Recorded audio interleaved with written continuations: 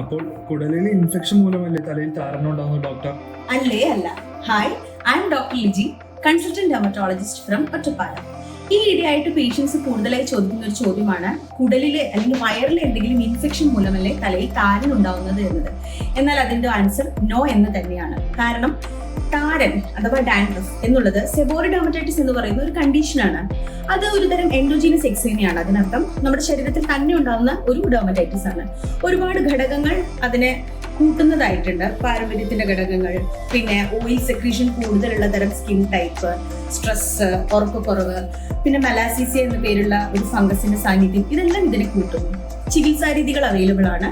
Ketoconazole, salicylic acid, coal tar ഇവയടങ്ങിയ shampoo, stay on lotions, പിന്നെ steroid lotions, ഇതെല്ലാമാണ് ഇതിന് ഫലപ്രദമായ ചികിത്സകൾ. സോ നിങ്ങളുടെ സ്കിൻ സ്പെഷ്യലിസ്റ്റിനെ കാണിക്കുകയും കൃത്യമായി ട്രീറ്റ്മെന്റ് എടുക്കുകയും ചെയ്യുന്നതിലൂടെ വെൽ കൺട്രോൾ ആയി മെയിൻറ്റെയിൻ ചെയ്യാൻ പറ്റുന്ന ഒരു കണ്ടീഷനാണ് ഡാൻഡ്രഫ് അഥവാ സെബോറിക് ഡെർമറ്റൈറ്റിസ്. അല്ലാതെ വയറിലോ കുടലിലോ ഉണ്ടാകുന്ന ഇൻഫെക്ഷൻ മൂലമല്ല ഇത് ഉണ്ടാകുന്നത്. ഈ തെറ്റിദ്ധാരണ മാറാൻ ഈ വീഡിയോ ഹെൽപ്പ് ചെയ്യുമെന്ന് വിചാരിക്കുന്നു. Thank you.